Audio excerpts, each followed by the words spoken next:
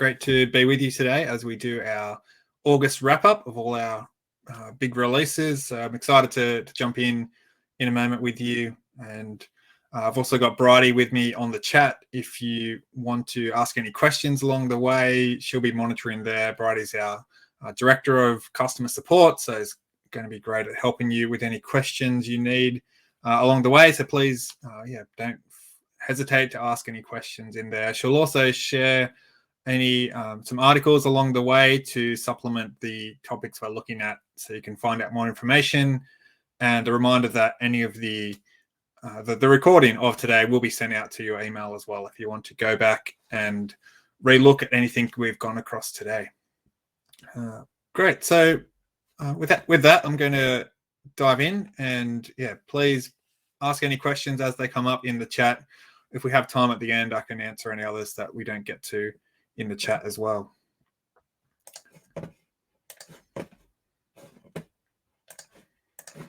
Just start by sharing my screen. Okay, so the first one I want to talk about today, and when you're sending out an email, you might notice that the subject line is one of the biggest impacts about the deliverability of your email, and both from just will it actually land in the inbox altogether, or will it land in spam, as well as how likely someone is to actually open it once they see it. And so one of the new features we've released, which I'm pretty excited about, is the subject line AI, or subject line writer. You can see here, I've got on the screen the public version of it that anyone can get to. And how this works is you put in your subject line, and we look at the millions of emails that we've had sent through our system over the years, look at how well each of them performed, and use that with the AI to tell you a pretty accurate estimate of what the open rate is going to be for your subject line. So you can put in your subject line and know pretty confidently how many people are going to open this. Now, historically, the way that you would try and improve your open rates and maybe test different designs would be an A/B test, which is good, and that's a helpful tool to have. However, it's still only as good as your creativity is. You've got to come up with the subjects. But with this tool, not only do we tell you what the open rate is going to be for the subject you suggested, but we'll give you other suggestions of here's some other subject lines you could use, which are going to give you a better open rate. So we kind of do some of that hard thinking for you. So here on the public site, I'll do a test here. I've got a subject line ready to go, similar to what we did today. Find out all the latest news from Ortto. On the public one, we do collect your details. So I'll send in my ideas. I'm going to generate some suggestions. So the first thing we're going to see is for the subject I picked, what was the open rate? And then here we say it'll be about 20%. So that's okay. It's not terrible, but it could be better. Down here, we've got 3 suggestions that are better. Here we can see a 30% open rate prediction for this suggested one, get the latest news from Ortto. So some of the changes are just subtle wording differences, but they can make a bit of difference. You'll find as you play around with this and different types of subjects suiting the different types of emails you want to send out, you'll get better and better suggestions about what you can use.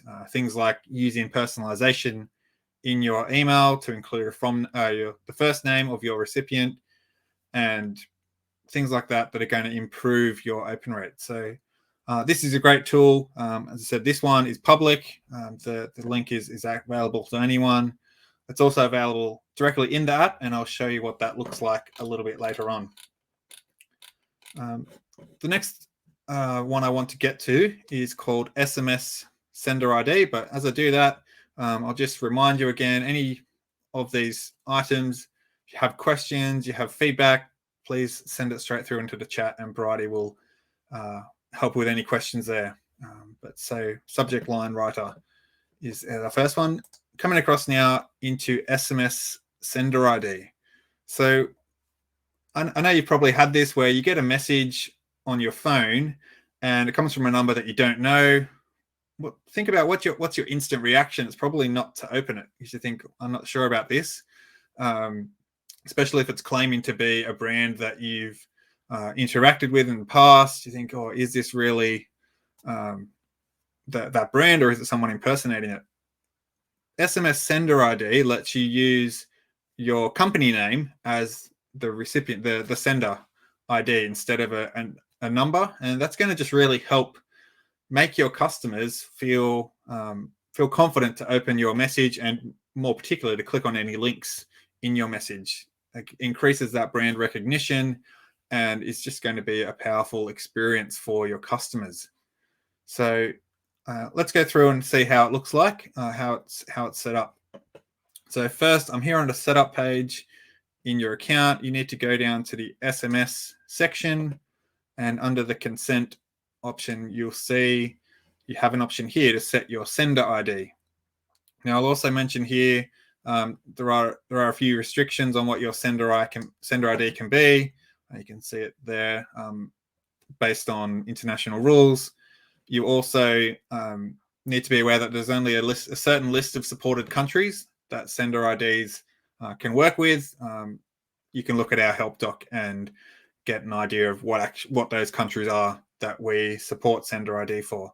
I'll explain what happens for different countries as we get through. So first, I'm turning on the sender ID, and I'm just going to use the account name that I've used for this account, which is the same as my brand prefix.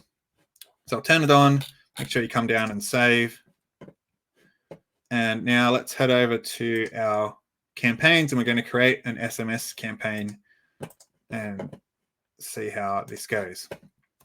So I'm going to do a spring sale because it's just about to start spring here tomorrow in Australia. So everyone's excited for the warmer weather.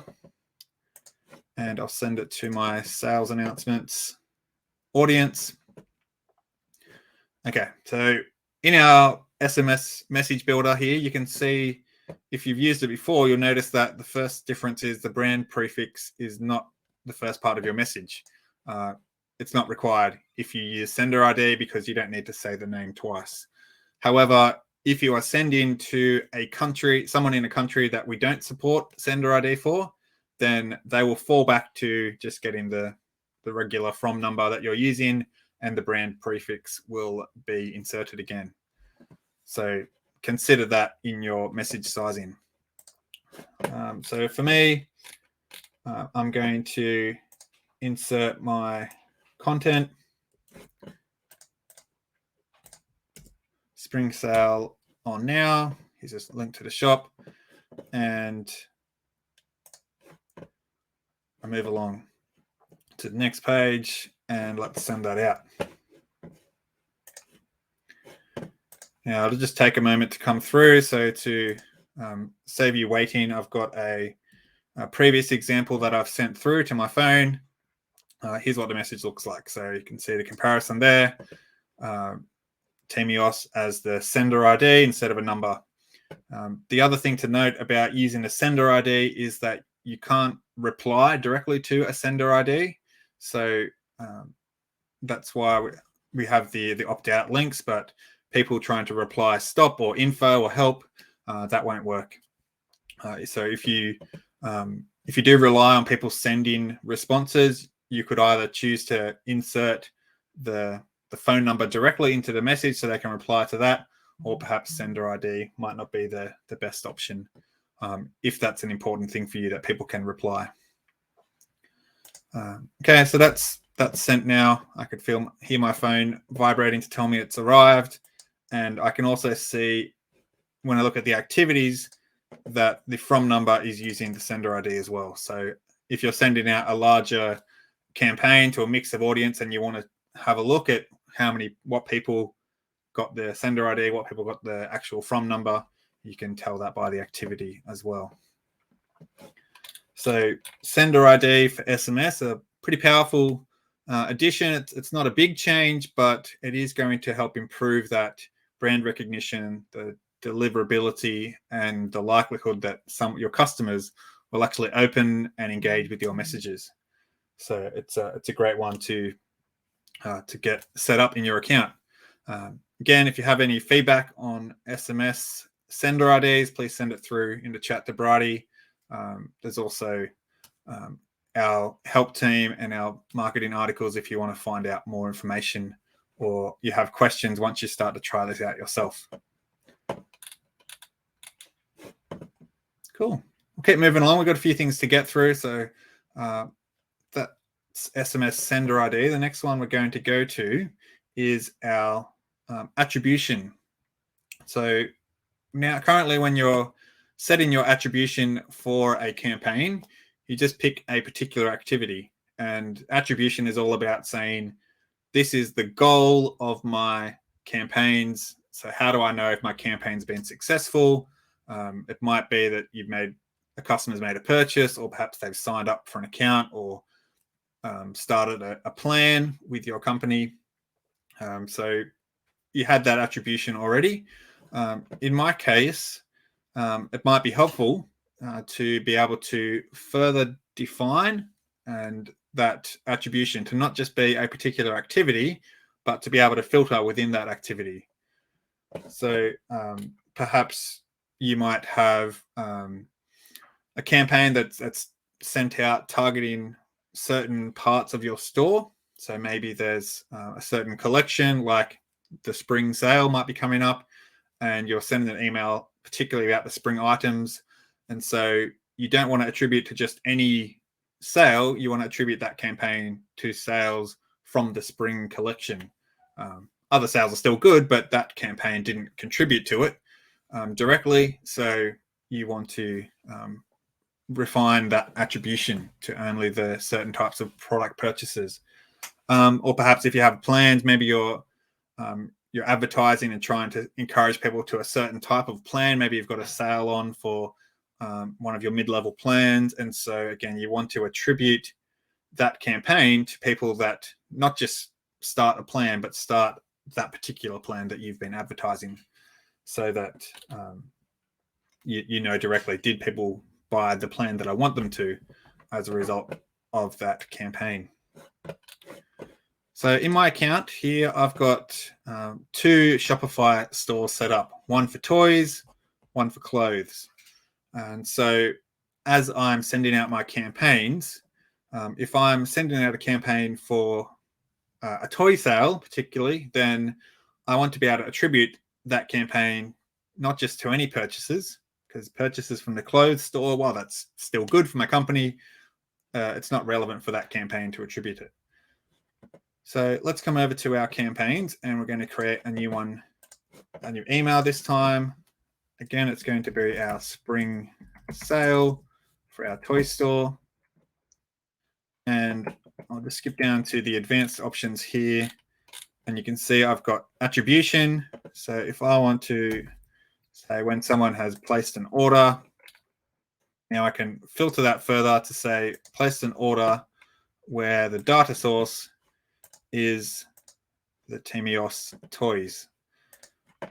And simple as that. So I can do that on a per campaign level if it makes sense. I can also do that for the whole account from the general setup page if I want to do that. But just doing that means, as I said, when orders come through, it will look at the extra criteria. Is it an order from the toy store Shopify account, not the clothing one, so that I can say this campaign had its particular target of toy store sales. That's what I'm aiming for. As I mentioned the other use cases earlier. So I won't go through and complete the campaign. The rest is unchanged, but you can see how that would apply. The other examples we looked at were perhaps you had a collection. Maybe your collection was spring collection if you're targeting a certain type, or you might have collection of shoes, however you want to do it. Cool. So that's our attributions with filters functionality. Again, feedback, questions into the chat. And I'll move on to our next one. So for this one, we're thinking about our journey builder. And one of the actions you can do in your journey builder is to update fields. And sometimes when you're doing an update, you don't just want to specify a static value that you want to always set for people at that stage. Sometimes you might want to update it to a value from an activity that's come through. You might want to copy one field from that person to another field. Sometimes you just want to clear the value that what someone has. So what we've added there is enabling you to use merge tags in your update field actions to enable that sort of behavior. So perhaps you might have multiple physical stores and people are making purchases, and you're sending through activities as someone makes a purchase from one of those stores, and you want to be able to track for each person what was the last store that they bought from, the physical store that they bought from. So you could have a journey, someone makes a purchase, update their last physical store purchase to the value from that activity of what store it was.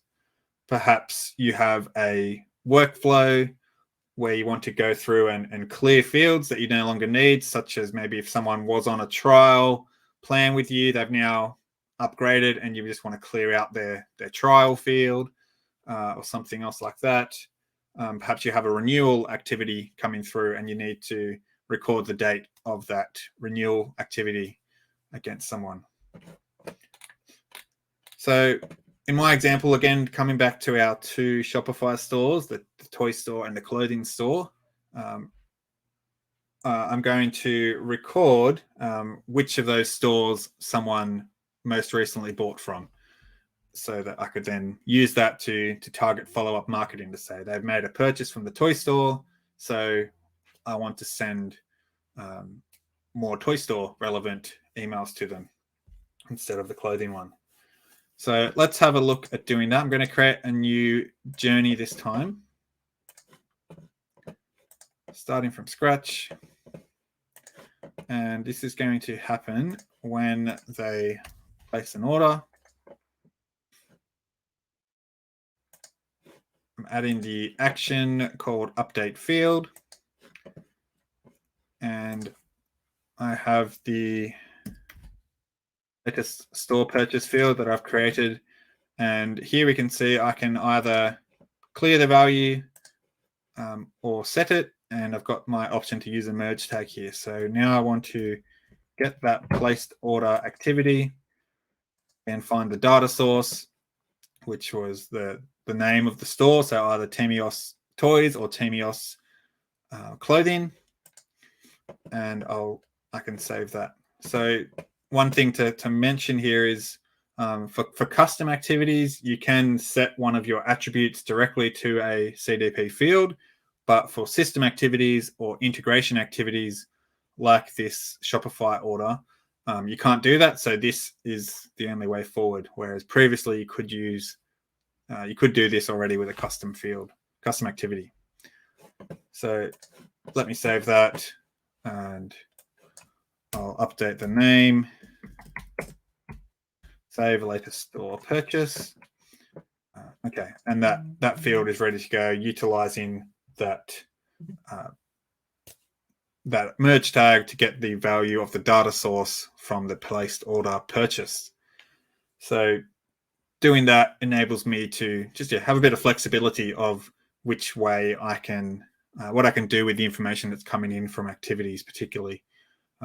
You might have other use cases where that's beneficial.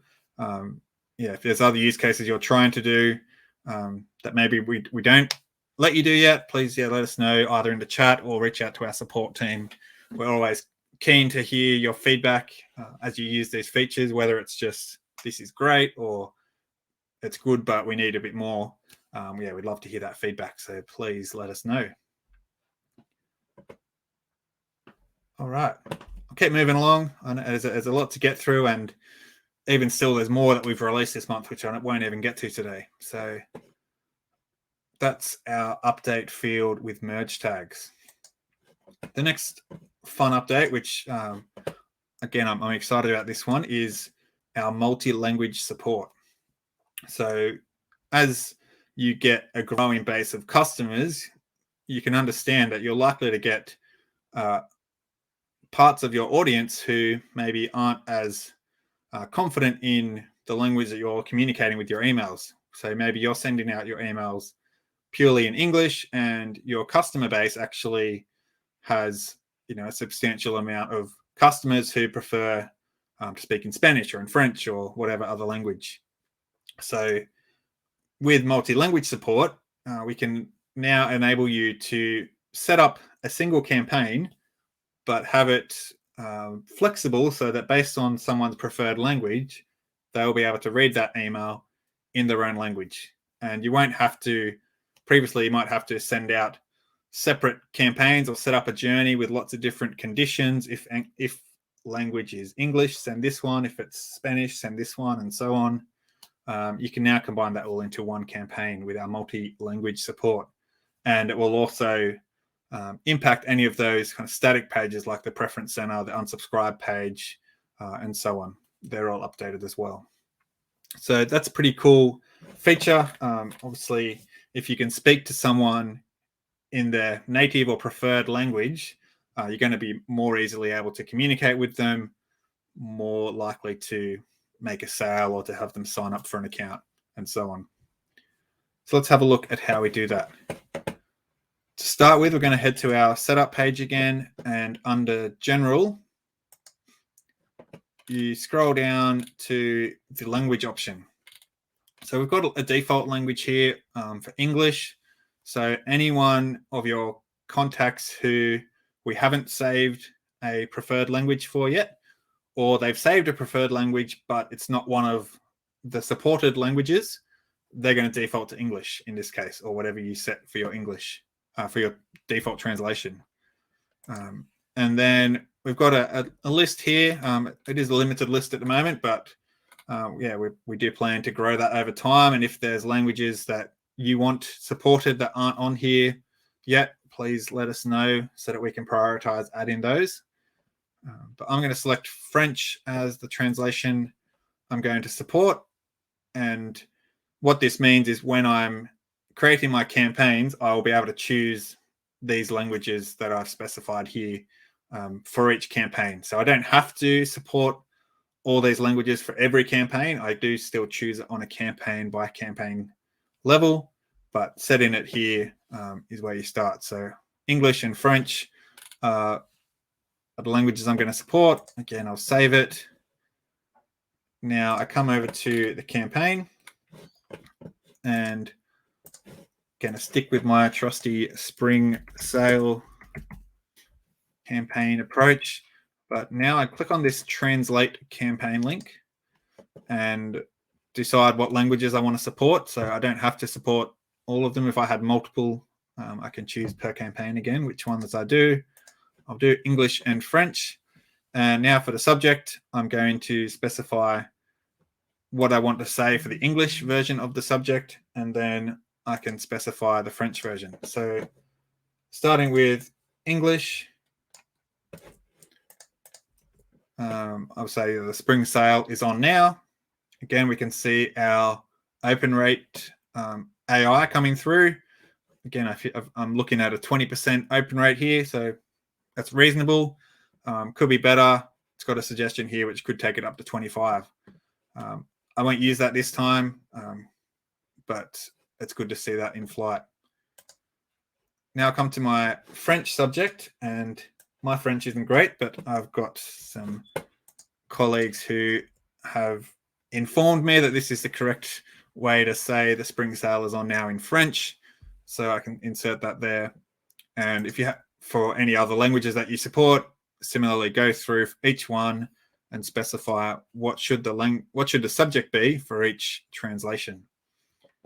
We're also about to release updates so that you can do the same for your from name and from email address as well, so that you can specify different senders based on the language someone is viewing your email in. Okay, the next few steps of the campaign are the same. I'll pick a sales announcement audience. I'll pick a simple email. Okay, so let me get rid of a few of these extra things, but in the email here, this is the next step where we need to think about our language translation. So there's two ways that we can set the different languages for someone so that they see the text and the contents of your email in the language that is relevant to them. So essentially, we're building out an email with different blocks that people will see based on the language that they provide, that they've said that is their preferred language. So let's start with our text block. So option number one is within a text block, you can use some if conditions to specify the different contents. So let me bring this up a bit bigger. So here we've got a very simple block. We're just saying the spring sale is on now in English, so similar to the subject. And then in the French version is here as well. So what we have to do is we start with this if statement here, and the help docs that Bridie is sharing in the chat will give you access to look at this more closely and be able to copy it across. But we're saying if people.language, so if the preferred language saved for this contact is English US, again, remember that is the default language for anyone who hasn't provided the language preference or has provided a language that is not yet supported. They'll see our default language. And so if it's English, show this text. Else, if it's French, then show this text. And finally, you close it off with an end if. So that's using it in a text blocks approach. You can say if English, show this, if French, show this, and so on for any other language. So you can do that within your text blocks. It can be a little bit messy to follow. If you start to have lots of blocks in there, lots of languages, you could split it into separate text blocks if you want to. So that's one option. And the next one I want to show you is you can actually specify it for the whole row. So instead of having the condition language directly in your text blocks, if you want to do it directly for a button, we can do that as well. So let's call this button shop now. Again, that's the English version of my button. And if I click on the whole row and come over to the right-hand side within the rows section, there is a display condition area where I can put our if condition in here to say this whole row should only be shown to people who match this condition. In this case, I'm going to show the English version of the Shop Now button. So I'll just give it a name, English button, Shop Now. And then I paste in the same phrase I used up here, if people.language is English US. And then I just close it off here, end if. So this row will now show to people that have English US as their preference for language. Now let's duplicate it. I've got another button. This one's going to be my French button. So I'll put in the French text. And now I just edit that display condition. Instead of if language is English US, I'll say if language is French. They're going to see this row. So having the option to specify a whole row as shown to a certain language preference or not gives you a lot greater flexibility in what they see or don't see. So I've finished building my campaign. Now I want to obviously make sure I've got it all right. So if you head up to the preview section, you can see what it's going to look like for each of those translations. So up the top here, I can see when I've selected English US, this is what my email looks like. Spring sale is on now, shop now. So that's working pretty well. And also check my French version. You can see up here, they've got the correct subject. correct text, and the correct Shop Now button. You might also notice, if you're particularly observant, down the bottom here, all of your email footer links for unsubscribing, forwarding, viewing preferences, that's also been automatically translated. You can see it was back to English. So we do that by default when you select the campaign languages in the setup step. We automatically include all the translations for you for the footers. So that is included. Okay, so the email is all set up. If I click next and go to the review step, a handy feature here is when I scroll down beneath the links, I can see a list of what the translated or what the language preferences are for the audience that I've selected to send this campaign to. So here I've got just 3 people. One person has French as a preference. One person has English as a preference, and another person has actually German as a preference. So because that's not one of the 2 supported languages, they've defaulted into English. So this is just helpful to give you that quick feedback on, are people actually going to be looking at the different translations I've got and what's the relative proportions. So again, I can have another look to make sure the languages are working correctly. Different versions of the email, and then I'll send it out. Okay, while that's sending out, I do want to just draw your attention to how do we get the language preference saved for people so that we know the right way to send it to them. So there's a few ways to do that. And if I just open up this audience and look at one of the members, we can see that there is a language field saved for each person. So you could choose to just come in, select a person, and manually set their language. This could be quite helpful just in your general testing. There's a lot of languages you can pick from, as well as all different dialects. So this is obviously a lot broader list than what we support in the app at the moment. But you can come in here, you can manually pick a language that you prefer. You can also set this on a more bulk level using a CSV import to set people's language. Just map your language column to the language field for a contact.